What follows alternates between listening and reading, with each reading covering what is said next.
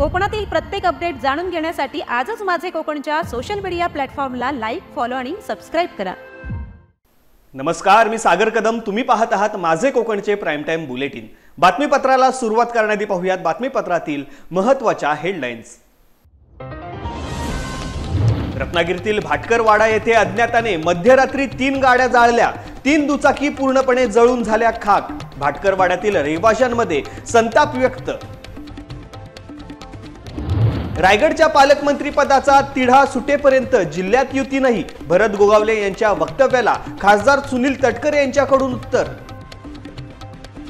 कर्जत शहरात भीषण अपघात, ब्रेक फेल ट्रक थेट सुशोभीकरण स्तंभावरती आढळला। या अपघातामधून चालकाची थरारक सुटका। आणि महाडमधील काळ नदी पात्रात आढळला अज्ञात व्यक्तीचा मृतदेह, नदीपात्राच्या पाण्यात बुडून श्वास गुदमरून मृत्यू झाल्याची प्राथमिक माहिती। आता पाहूया सविस्तर वृत्त। सावंतवाडी रेल्वे टर्मिनसच्या भूमिपूजनाला आज 27 जून रोजी 10 वर्षे पूर्ण होऊन देखील ते अद्याप अदृश्य असल्याने कोकण रेल्वे प्रवासी संघटनेने रेल्वे स्थानकावरती वाढदिवस साजरा केलाय। यावेळी साखर वाटत, भूमिपूजन, दगडाचा केक कापून गांधीगिरीने याचा निषेध व्यक्त करण्यात आलेला आहे। आज 10 वर्ष हा प्रकल्प रखडलेला आहे। या 10 वर्षाच्या कारकिर्दीत 10 म्हणण्यापेक्षा 11वा वर्ष आता हे चालू आहे। 11 वर्षाच्या कारकिर्दीत तिन्ही सार्वत्रिक निवडणुकीमध्ये सत्ता ही एकाच पक्षाची आहे, त्याच पक्षाची तिन्ही सरकारं होती आणि त्याच सरकारने जो भूमिपूजनाचा कार्यक्रम केला तोच प्रकल्प जर अर्धवट बंद होत असेल तर ही आमच्या कोकणवासियांसाठी शरमेची बाब आहे। सरकारला जाग आणण्यासाठी आणि हे भूमिपूजनाचं काम अर्धवट ठेवलेलं आहे याची जाणीव जनतेसमोर आणि सरकारला करून देण्यासाठी म्हणून आम्ही हा अभिनव पद्धतीने हा आज आंदोलनाचा पवित्रा घेतलेला आहे। आम्हाला म्हणायचं काय की तुम्ही तुमचंच सरकार आहे, फक्त केवळ एक रेल्वे मंत्री बदलले म्हणून तुम्ही प्रकल्प अर्धवट ठेवता।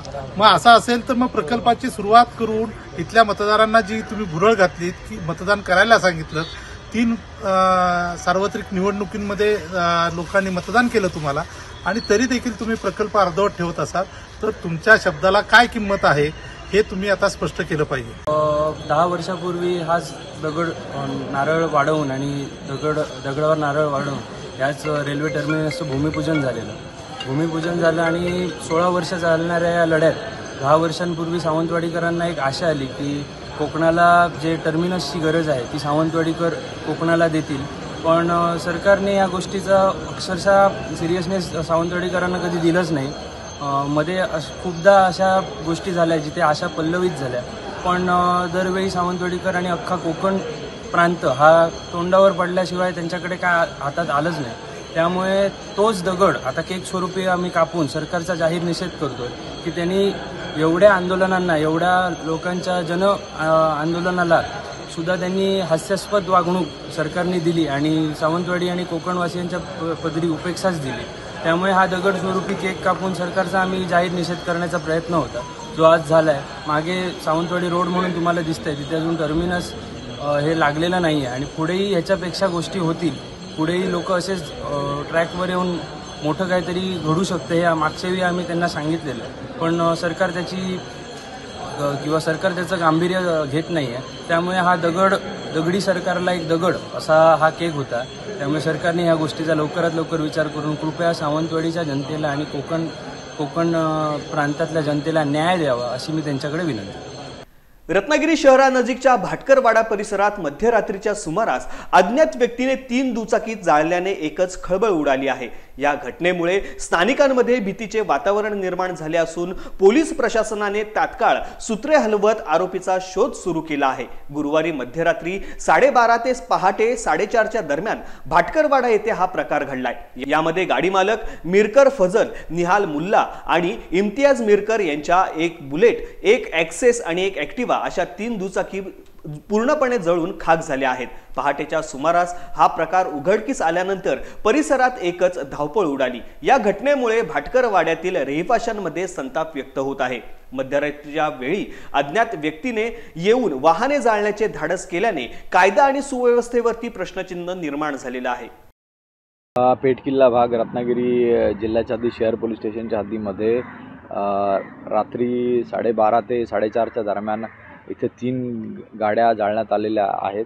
या संदर्भात गुन्हा दाखल करण्याची प्रोसिजर रत्नागिरी शहर पोलीस स्टेशनमध्ये चालू आहे। याचा पुढील तपास पोलीस करत आहोत। लवकरच आम्ही आरोपींना अटक करून त्यांना कडक शासन करू। महाड तालुक्यामधील बिरवाडी हद्दीमध्ये काळ नदी पात्रा शेजारी असलेल्या साई कन्स्ट्रक्शन ऑफिसच्या मागे एका अज्ञात पुरुष जातीचा मृतदेह सापडलेला आहे। पोलीस सूत्रांच्या माहितीनुसार मृतदेह काळ नदी पात्राच्या पाण्यात बुडून श्वास गुदमरून मृत्यू झाला असे MIDC पोलीस सूत्राकडून सांगण्यात आलेले आहे। मृतदेह बिरवाडी ग्रामीण रुग्णालयात ठेवण्यात आलेला असून पुढील तपास MIDC पोलीस करीत आहेत। रायगडच्या रोहा तालुक्यातील मौजे नागोटणे येथील शहराला जोडणारा आंबा नदीवरील मोगलकालीन पूल अखेर बंद करण्याचा निर्णय जिल्हा प्रशासनाने घेतलेला आहे। पूल अरुंद व कमकुवत झाल्यामुळे अपघाताचा धोका लक्षात घेऊन जिल्हाधिकारी किशन जावळे यांनी सदर पुलावरील वाहतूक पुढील आदेशापर्यंत पूर्णतः बंद करण्याचे आदेश जारी केलेले आहेत। पुलावरून वाहतूक बंद करण्यात येणार असल्यामुळे नागरिकांसाठी पर्यायी मार्ग म्हणून वरवटणे आंबेघर फाटा रिलायन्स चौक नागोटणे हा मार्ग वाहतुकीसाठी निश्चित करण्यात आलेला आहे। रायगडच्या कर्जत शहरातील 4 फाटा येथे सुरू असलेल्या एका सुशोभीकरण स्तंभावरती एक भरधाव ट्रक आज सकाळी आढळल्याची घटना समोर आलेली आहे। पनवेलवरून मुरबाडच्या दिशेने जाणाऱ्या या ट्रकचे अचानक ब्रेक फेल झाल्याने चालकाने प्रसंगावधान राखत ट्रक थेट एका भिंतीवर आदळला, त्यामुळे मोठा अनर्थ टळलाय। मात्र या अपघातात ट्रकमधील अडकून पडलेल्या चालकाला रेस्क्यू करून सुखरूप बाहेर काढण्यात आले। सुनील विश्वनाथ मले असा या ट्रक चालकाचे नाव असून तो जखमी होऊन थोडक्यात बचावला। चालकाला कर्जतमधील रायगड हॉस्पिटलमध्ये उपचाराकरता दाखल करण्यात आलेला आहे। महाराष्ट्र राज्याचे उद्योग मंत्री तथा रत्नागिरी जिल्ह्याचे पालकमंत्री नामदार उदय सामंत यांनी चिपळूणमधील पिंपळी येथील वाशिष्ठी डेअरी प्रकल्पाला सदिच्छा भेट दिली। त्यांनी उत्पादन प्रक्रियेची पाहणी केली। डेअरीत तयार होणाऱ्या 65 विविध दुग्धजन्य उत्पादनांचे त्यांनी विशेष कौतुक केले आणि वाशिष्ठी डेअरीची उत्पादने संपूर्ण महाराष्ट्रभर पोहोचवण्यासाठी प्रयत्नशील राहू अशी ग्वाही देखील त्यांनी दिली। यापूर्वी 2 दिवसांपूर्वी उदय सामंत यांचे बंधू राजापूरचे आमदार किरण सामंत यांनीही या डेअरी प्रकल्पाला भेट दिली होती। त्यानंतर आज शुक्रवारी खुद्द नामदार उदय सामंत यांनी उपस्थित राहून डेअरीतील कार्यपद्धती, उत्पादने आणि वितरण या व्यवस्थेचा आढावा घेतलाय। या भेटीद्वारे वाशिष्ठी डेअरीच्या प्रकल्पास राज्यस्तरावरती अधिक व्यापक दृष्टीने चालना मिळण्याची अपेक्षा व्यक्त केली जात आहे। बेलापूर सीवूड्स भागातील नागरी समस्यांवरती लक्ष वेधण्यासाठी महाराष्ट्र नवनिर्माण सेनेने आज बेलापूर वॉर्ड ऑफिसवरती धडक देत ढोल वाजवा मोर्चा काढलाय। मनसेचे शहराध्यक्ष गजानन काळे यांच्या नेतृत्वाखाली झालेल्या या आंदोलनात मोठ्या संख्येने कार्यकर्ते सहभागी झाले होते। या मोर्चा दरम्यान ढोल ताशांच्या गजरात मनसे कार्यकर्त्यांनी वॉर्ड कार्यालयाला घेराव घातला। प्रशासनाच्या निष्क्रिय कारभाराविरोधात जोरदार घोषणाबाजी देखील करण्यात आली। नागरिकांच्या रोजच्या जीवनात अडथळा ठरणाऱ्या विविध समस्यांबाबत त्यांनी संतप्त प्रतिक्रिया नोंदवल्या। नवी मुंबई महानगरपालिका आणि महाराष्ट्रातल्या सर्वच जवळपास महानगरपालिकेत आयुक्त म्हणून प्रशासनाचा कारभार सुरू आहे। या नवी मुंबई महानगरपालिकेत सुद्धा आज वॉटर गटर मीटर पासून ते रस्त्यांपासून ते निर्माण केलेल्या वास्तू या सगळ्यांची वाट लागलेली आपल्याला दिसते। कालचीच बातमी आहे, 130 शिक्षकांना तडकाफडकी काढून टाकण्यात आलेलं आहे। मध्येच हॉस्पिटलमध्ये 2000 रुपये ज्या पद्धतीने एका मृत्यूच्या ह्याच्यासाठी घेतले गेले मृतदेहासाठी, हे सगळे कारभार पाहतात। अशा पद्धतीचा कारभार या बेलापूर वॉर्ड ऑफिस अंतर्गत सुरू आहे। असे शेकडो प्रश्न घेऊन आम्ही 8ही वॉर्ड ऑफिसवर नवी मुंबईच्या असेच मोर्चे काढणार आहोत। आज बेलापूरपासून सुरुवात झाली आहे। पुढच्या 10 तारखेला 10 जुलैला नेरूळ वॉर्ड ऑफिसवर मोर्चा होणार आहे। 17 जुलैला तुर्बे वॉर्ड ऑफिसवर मोर्चा होणार आहे। अशाच पद्धतीने घणसोली, कोपरखैरणे, ऐरोली, दिघा या 8ही वॉर्ड ऑफिसवर मोर्चे काढून आज आम्ही ढोल वाजवलेले आहेत। अधिकाऱ्यांपर्यंत याच्या कांठाळ्या पोचल्या असतील। नेरूळला शिटी वाजवा आंदोलन होईल, अशाच पद्धतीने आंदोलन होईल। 8ही मोर्चानंतर जर जाग आली नाही, अमित साहेब ठाकरे यांच्या नेतृत्वाखाली एक 10,000 लोकांचा मोर्चा या नवी मुंबई महानगरपालिका मुख्यालयावरती लवकरच काढण्यात येईल। आषाढी एकादशी 6 जुलै रोजी आषाढ यात्रेनिमित्त वारकरी संप्रदाय दिंडी विठ्ठल रखुमाई ज्ञानोबा तुकारामाच्या जयघोषात पंढरपूरकडे रवाना झाले आहेत। राज्य परिवहन मंडळाच्या रायगड विभागाकडून 8 आगारातून 25 तर पनवेल मार्गावरून 25 अशा एकूण 50 एसटी बसेसमधून प्रवासी व्यवस्था करण्यात आलेली आहे। राज्य परिवहन रायगड विभागाची लाल परी आषाढी एकादशी निमित्त पंढरपूर येथील श्री विठ्ठलाच्या यात्रेसाठी सज्ज झाली असून 2 जुलै ते 13 जुलै पर्यंत आषाढी जादा वाहतुकीची व्यवस्था करण्यात आलेली आहे। तर रायगड राज्य परिवहन महामंडळ पेण विभाग नियंत्रक दीपक घोडे यांनी प्रवासी वाहतुकीबाबत व्यवस्था करण्यात आल्याची माहिती दिलेली आहे।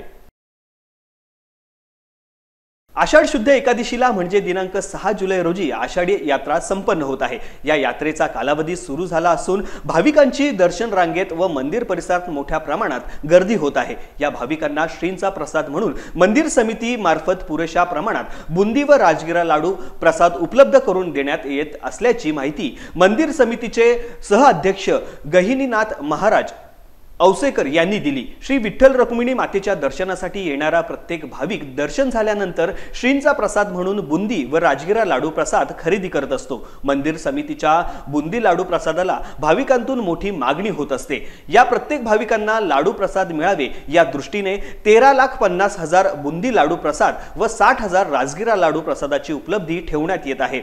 यामध्ये बुंदी लाडू प्रसाद मंदिर समितीमार्फत व राजगिरा लाडू प्रसाद आउटसोर्सिंग पद्धतीने खरेदी करण्यात येत आहे।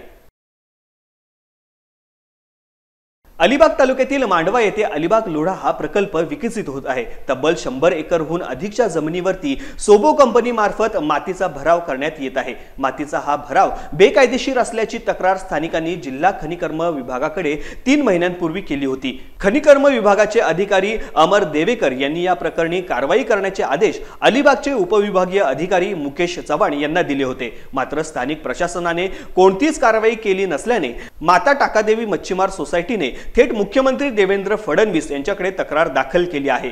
मुख्यमंत्री देवेंद्र फडणवीस यांना मच्छीमार सोसायटीने 11 जून 2025 रोजी न्याय मिळण्यासाठी अर्ज केलेला आहे। लोढा बिल्डरच्या संदर्भात मी याच्या अगोदर देखील माझे विचार मांडलेले आहेत। लोढा बिल्डर यांनी फार मोठ्या प्रमाणात मांडवा धोकोडे या परिसरामध्ये नवीन मुंबई का चौथी मुंबई करण्याचं काम त्यांचं चालू आहे। 50 बिल्डिंग या 36 बिल्डिंग 50 मजली बांधण्याचा त्यांचा संकल्प आहे। पण अलिबाग तालुक्याला ऑलरेडी 240 किलोमीटरचा रायगड जिल्ह्याला समुद्र किनारा आहे। अलिबाग तालुक्यामध्ये शहरीकरण झाल्यामुळे आणि पर्यटकांची संख्या झाल्यामुळे गावामध्ये होणारा कचराचं विल्हेवाट एकही अलिबाग तालुक्यामध्ये राज्य सरकारकडून अधिकृत डंपिंग ग्राउंड नाही। त्याच्यामुळे कचरा कुठे टाकायचा आणि लोढा बिल्डर हे नवीन मुंबईच्या धर्तीवरती या धोकोडे सासोडे मांडवा या परिसराचा विकास करायला मागतोय। पण इथे प्राधिकरण नाही, क्रीडांगणाची किती जागा सोडणार आणि मुख्य म्हणजे जिथे हा प्रकल्प चालू आहे त्या ठिकाणी ऑलरेडी पाण्याची समस्या आहे। डावली रांजणखार सारळ मांडवा येथे लोकांना पाणी मिळत नाही। जी पाईपलाईन जुनी आहे ती अपुरी आहे आणि या झिराड बिराडला फार मोठ्या प्रमाणात मुंबईचे लोक हे समुद्रामार्गे प्रवास जवळ झाल्यामुळे मुंबईचे बरेचसे लोक रोज हजारो पर्यटक इथे येत असतात। पण लोढा बिल्डर मी या संदर्भात रायगड कलेक्टर यांना भेटलो, त्यांना सांगितले या संदर्भात बैठक लावा, पण त्यांनी अद्यापर्यंत काय बैठक लावली नाही। आणि रायगड जिल्ह्याचं टाउन प्लॅनिंग हे फक्त कागदावरचं टाउन प्लॅनिंग आहे। ते ग्रामपंचायतीला विश्वासात न घेता हा प्रकल्प वरूनच सेक्रेटरी मुंबईहून मंजूर करतात आणि त्याच्यामुळे त्या भागामध्ये ऑलरेडी CRZचा प्रश्न आहे, मँग्रोव्ज आहेत। पण मँग्रोव्ज वन खातं जर एखाद्या गावाने मँग्रोव्जमध्ये कचरा टाकला तर त्याच्यावर ॲक्शन घेते। पण आज लोढा बिल्डर जिथे ते विकास करायला मागतात त्याच्या काही 50-100 मीटरवरती मँग्रोव्ज आहेत। मग इथे होणारा कचरा कुठे टाकणार? तर राज्य सरकारने हे प्रकल्प जरूर आणावेत। आमचा काय त्याला विरोध नाही, पण ह्या समस्या पण भविष्यात निर्माण होऊ नये म्हणून प्रयत्न करावेत अशी मागणी आपल्या माध्यमातून करतो। दापोली तालुक्याचे शिवसेना उभाटा पक्षाचे तालुका प्रमुख श्री ऋषिकेश गुजर यांच्या वाढदिवसानिमित्त त्यांच्या समाजाभिमुख विचारांना साजेसा एक प्रेरणादायी उपक्रम 26 जून 2025 रोजी गुरुवारी पार पडलेला आहे। खेड तालुक्यातील तालुका प्रमुख दत्ता भिलारे आणि उपतालुका प्रमुख श्री सचिन उर्फ बबलू सकपाळ यांच्या पुढाकाराने जिल्हा परिषद शाळा आंबये ब्राह्मणवाडी आणि जिल्हा परिषद शाळा मुरडे गोठळवाडी येथे विद्यार्थ्यांना वह्या वाटप, शालेय पुस्तके व दप्तर वाटप करण्यात आले। या उपक्रमामुळे विद्यार्थ्यांच्या चेहऱ्यावरती हास्य फुलले आणि त्यांच्या नव्या शैक्षणिक प्रवासाला बळ मिळाले। खासदार सुनील तटकरे यांनी जनसामान्यांचे प्रश्न सोडवण्यासाठी रोहा शहरातील ज्येष्ठ नागरिक सभागृहात गुरुवारी 26 जून रोजी सायंकाळी 6 वाजता प्रशासनाला जनतेच्या समोर पाचारण केले। जनसामान्यांच्या प्रश्नांसाठी खासदार सुनील तटकरे यांनी प्रशासन व नागरिकांच्या समोरासमोर सामाजिक प्रश्न हाताळले। रोहा उपजिल्हा रुग्णालय, रस्ते, डिवायडर, रेशन, सार्वजनिक बांधकाम खाते, रेल्वे अधिग्रहण, पाणी योजना अशा अनेक विषयांवरती खासदार तटकरे यांनी आढावा बैठक घेतली। कॉरेस्पॉन्डन्स केला आहे। आम्हाला जो संप फेब्रुवारी मार्चमध्ये होता त्याच्यामुळे आणि त्याच्यानंतर ऑनलाईन व्यवस्था पुण्यात झाली, त्यामुळे बऱ्याचशा दुकानांना धान्य मिळालं नाही, पुढच्या महिन्यातही मिळालं नाही। आता ऑनलाईन व्यवस्था कोल्यात होते त्यावेळेला ऑफलाईन धान्य दिलं पाहिजे ना, लाभार्थ्यांना वंचित कसं दिलं पुन्हा आणि व परंतु रसवंतीच्या गाडीत बसून आहे त्याने दरमहाला जे त्यांचं नियंत्रण आहे, दरमहाला त्यांच्याकडे जे वाटप होतं तो आता जर पुढच्या महिन्याचा कार्यकाळ ही चूक तुमची आहे, त्यांची नाही। मग ते पुन्हा विचारण्याचं काही कारण नाही। गव्हर्नमेंटच्या गाईडलाईन्स आले की स्पष्टपणाने करा। दुसरा विद्यार्थी रायगडच्या पालकमंत्री पदाची आग दिवसेंदिवस भडकतच चाललेली आहे। पत्रकार परिषदेमध्ये खासदार सुनील तटकरे यांनी एक महत्त्वाची घोषणा केली आहे। पालकमंत्री पदाचा तिढा जोपर्यंत सुटत नाही तोपर्यंत जिल्ह्यामध्ये युती नाही असे म्हणत भरत गोगावले यांच्या वक्तव्याला तटकरेंकडून उत्तर देण्यात आलेले आहे।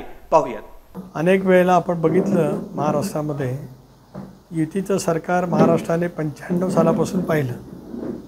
95ला पहिल्यांदा राज्यामध्ये युतीचं सरकार आलं, शिवसेना आणि भारतीय जनता पक्षाचं।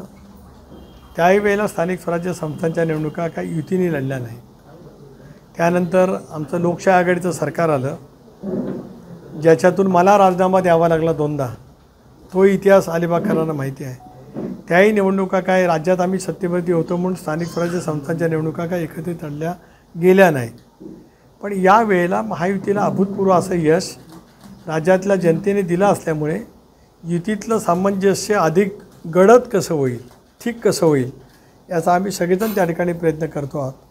त्याच्यामुळे स्थानिक स्वराज्य संस्थांच्या निवडणुकीमध्ये प्रत्येक जिल्ह्यातलं त्या पक्षाचं नेतृत्व काय बोलतं आहे त्याबद्दल मी काय प्रतिक्रिया देणार नाही। शेवटी अंतिम निर्णय ज्या वेळेला होईल त्याला साऱ्याचा साकल्याने विचार होईल। राष्ट्रवादी काँग्रेस पक्ष असेल, भारतीय जनता पक्ष असेल, शिवसेना असेल, हा प्रत्येक पक्ष आज चांगल्या संख्येने राज्याच्या सत्तेवरती आलेला आहे। त्या प्रत्येकाला आपला पक्ष विस्तार करण्याचा अधिकार आहे आणि विस्तार करण्याचा अधिकार असताना निवडणुका हा त्याच्यातला एक महत्त्वाचा गाभा राहत असतो। तो त्यावेळेला कशापद्धतीने करायचा त्यावेळेला आम्ही योग्यपणे निर्णय घेऊ। आज काय त्याच्याबद्दलचं फार गांभीर्याने बोलावं असं मला वाटत नाही। तसेच भास्कर जाधवांच्या नाराजीवरती देखील खासदार सुनील तटकरे यांनी वक्तव्य केलं आहे। पाहूया। त्याने हे विधान गेल्या काही मुलाखतीमध्येच केलं होतं। भास्करराव हे सुद्धा राज्यांतील एक प्रमुख ज्येष्ठ नेते आहेत आणि खरं आहे की 2004 सालामध्ये त्यांना उमेदवारी नाकारल्यावर त्याने अपक्ष उमेदवारी केली। तदनंतर त्यांचा राष्ट्रवादी काँग्रेस पक्षामध्ये सहभाग झाला। मी सहभाग झाला असं म्हणतो कारण ते वरिष्ठ नेते आहेत। त्याच्यामुळे ते विधान परिषदेवरती निर्वाचित झाले, ते गुहागरमधून निर्वाचित झाले, राज्याच्या मंत्रिमंडळामध्ये राज्यमंत्री झाले, 8 खात्याचा कार्यभार त्यांच्याकडे होता, प्रदेशाध्यक्ष झाले। मी राजीनामा दिल्यावर ते कॅबिनेट मंत्री झाले आणि मी प्रदेशाध्यक्ष झालो। असा त्यांचा राजकीय प्रवास शिवसेना असेल किंवा राष्ट्रवादी काँग्रेस पक्षामध्ये असेल, त्यांच्या कर्तृत्वाने, संघटन कौशल्याने आणि दांडग्या जनसंपर्काने त्यांनी सतत उंचावला। अशा वेळेला राजकीय निर्णय जो त्यांनी घेतला राष्ट्रवादी काँग्रेस पक्षाला सोडण्याचा तो 2019ला घेतला। 2019च्या माझ्या विधानसभेच्या निवडणुकीमध्ये लोकसभेच्या भास्करराव पक्षात होते आणि त्याच्यानंतर त्यांनी निर्णय घेतला म्हणजे माझ्या 19च्या निवडीमध्ये त्यांचाही हातभार आहे, त्यांचंही योगदान आहे. मी ज्यावेळेला महाविकास आघाडीकडून निर्वाचित झालो त्यावेळेला, तर शेवटी त्यांच्या राजकीय निर्णयाबद्दल ते जे काय बोलले असतील ते त्यांच्या इतक्या वर्षाच्या राजकीय अनुभवाने ते बोलले असतील, त्याच्यामुळे त्याच्यावरती आता काय प्रतिक्रिया द्यायची. हिंदी भाषा सक्तीवरून संपूर्ण महाराष्ट्रामध्ये सरकार विरोधात वादंग निर्माण झाले आहे. पत्रकार परिषदेमधून हिंदी अनिवार्य करू नये परंतु तिसरी भाषेचा पर्याय ठेवणे हे आमचे मत असल्याचे सूचक वक्तव्य खासदार सुनील तटकरे यांनी केलं आहे. एक असं आहे की त्यांनी तिसरी भाषा हा शब्दप्रयोग त्याच्यामध्ये केलेला आहे. आता तिसरा भाषेचा ऑप्शन ठेवला पाहिजे असं आमच्या सर्वांचं मत त्या ठिकाणी आहे.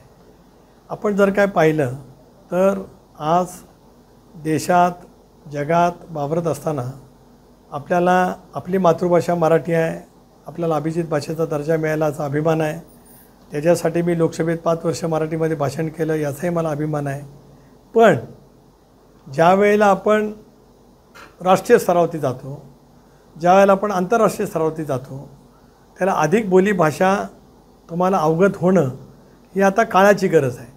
पण ती पहिलीपासून सक्ती करणं योग्य राहणार नाही.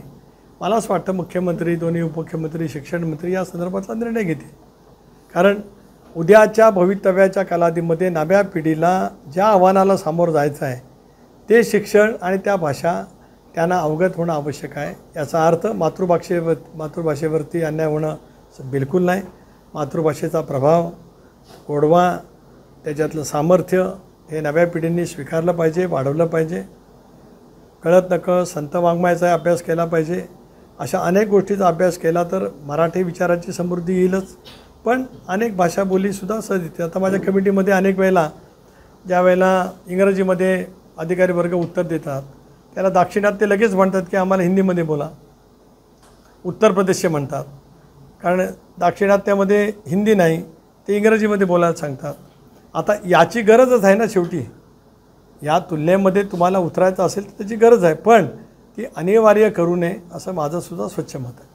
यासह बातमीपत्रामध्ये वेळ झाली आता इथेच थांबण्याची. कोकणात घडणाऱ्या घडामोडींची इत्थंभूत माहिती मिळवण्यासाठी आणि अपडेट जाणून घेण्यासाठी तुम्ही पाहत राहा फक्त माझे कोकण.